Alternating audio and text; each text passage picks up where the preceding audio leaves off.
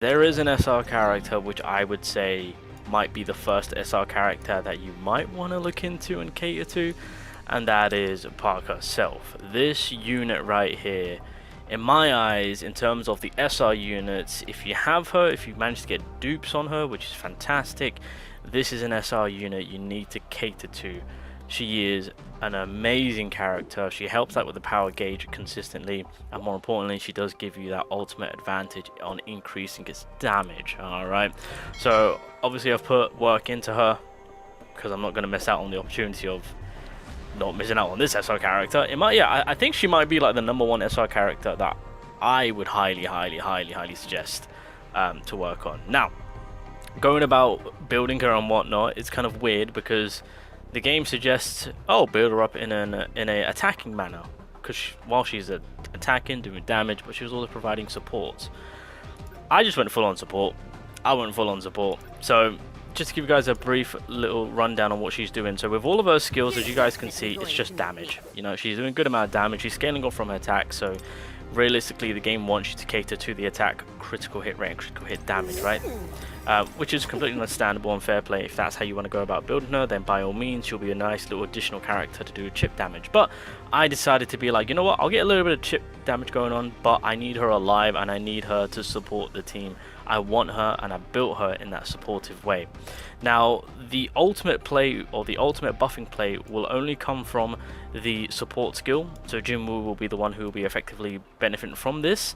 So it recovers team members' power gauge by 15%, and then when this skill is applied, she applies the breeze effect, which removes all debuffs on all team members. That's another thing which I've completely forgot. She removes debuffs completely. She's fantastic. Not only is she a debuff remover, not only is she powering up our power gauge, but she's also buffing our ultimate skill up, or ultimate skill damage up by 15%. This SR unit, #1 support. Please do not sleep on this character.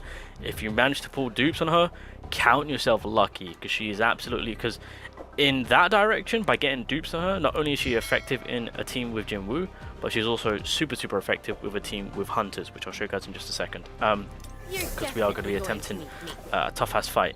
And then the ultimate, again, just doing damage. So going into her passives, when using Airball, Wind Shear, Air Cutter, and Wind Vortex, recovers power gauge by 8%, decreases the cooldown of Windstorm by 30%, so that's the ultimate right there. So again, if you want to build her up in the attacking side of things, by all means. She's got the power gauge recovery going on throughout her skills. She's got the cooldown on the ultimate. Her skill usage and the ultimate will be very consistent. I will say that right now. So if you want to cater to that, by all means. Now, once we get furthermore into the dupes, so going into the first dupe, when Ahijin uses Air Cutter, it removes debuffs from her party, from her and her party. So this is why I say that her dupes are now catering to the hunters, whereas when it comes to Jinwoo, well, everything is basically being applied on the support skill, but it's the hunter side of things of her truly comes out once you start duping her out. So that first dupe, essential debuff removal right there. Second skill, decreasing the cooldown by Windstorm by 10%, so that's 40%. Third skill, when using Airball, Wind Shear, Air Cutter, and Wind Vortex, the team members' power gauge is refilled by 10%. So now, while we're capitalizing on using our skills, our team members are getting their power gauge increased while they're in the back. Alright, damage increased on the Windstorm by 30%, love that. And then when you max her out, when the battle starts, Hijin's power gauge refills by 100%. So she's basically starting off hot. She really is. And then of course you got the additional. So this support skill already makes her an absolute fantastic unit to have for Jinwoo. And then once we start working on her, then she is one of the best, if not the best, support character for the hunters. Now, with the current artifact set that I've got going on, as you guys can see, this is just a full-on support to the team. So I'm not really utilizing her as a full-on attacking character, because I'm just there to build up their power gauge. Unfortunately, I can't boost up their ultimate just yet, and I'll explain that why. But just to give you guys a rundown on what I'm trying to accomplish with these sets is, of course, when tagging out, increases the user and their team members' attack by 12% for 10 seconds, and then decreases the user's attack by 8%, but increases their team members' attack by 8%. So that basically the combination that I'm doing is I'm lowering her attack but by that I'm giving my team members a huge increase in terms of attack, and those team members are the 2 waifus that, you know, I'm buffing, because I mean they're already damage dealers, so I'm just kind of catering to that.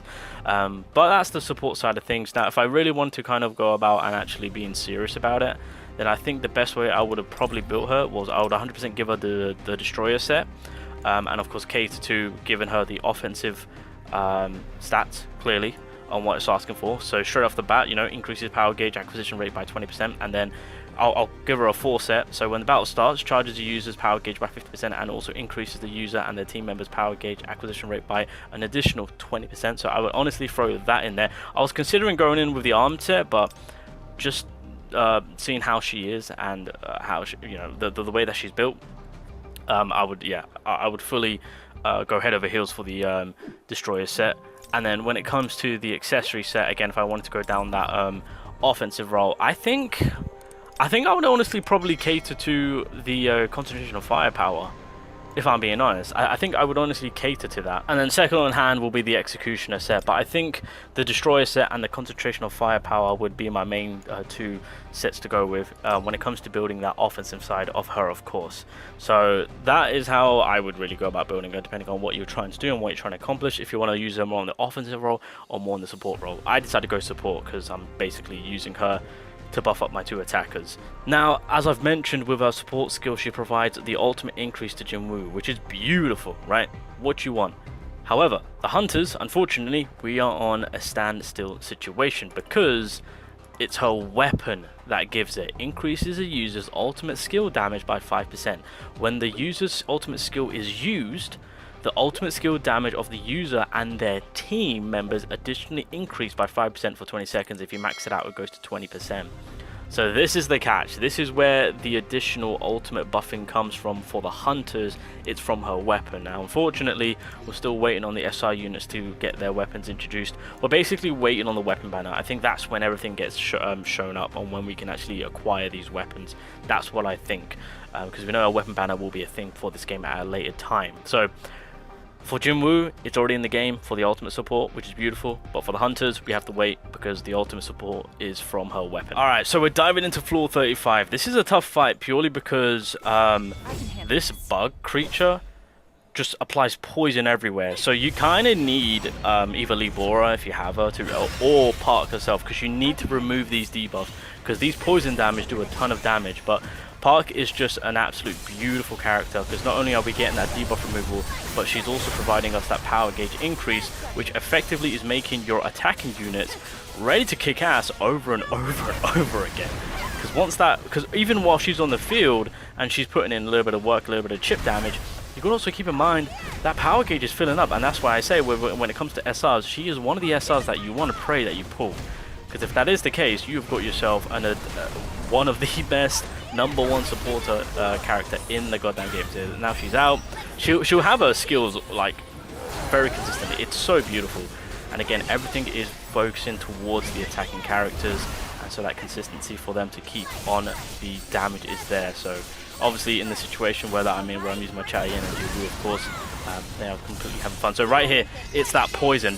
I'm telling you guys, this fight will be very, very difficult, because that poison field will, the amount of damage it does if you are just in it it's an absolute, yeah, it's really kind of difficult to kind of fight your way around it. But again, Libora or Park themselves will be fantastic additional characters to have in terms of removing all of that. Libora can actually remove the poison field. Park will just, as you guys can see, provide a little bit of field for you to kind of remove that debuff. So, but the addition with Park is that you got to keep in mind the power gauge is also in our favor with how she's buffing that. So we're doing our thing. Low health, as you guys can see on both the girls. That's from the poison. I'm telling you, this is a fight and a half. And you know, with both my girls, they are really stacked up to do damage. And yeah, it really is that poison that is causing. Because this boss fight, I'll be honest, learning this boss's moves on the pattern on how this little bug works, it's not that difficult. It's just working around the poison. It's the poison that really screws you over and makes this fight 100 times more harder. So as you guys can see, we've got the ultimate just popping off. We're making uses of our skills. Not the best damage output, but then again, I didn't really stack much for Cheyenne. For Cheyenne. but we're keeping at it. We've got ultimates at the ready.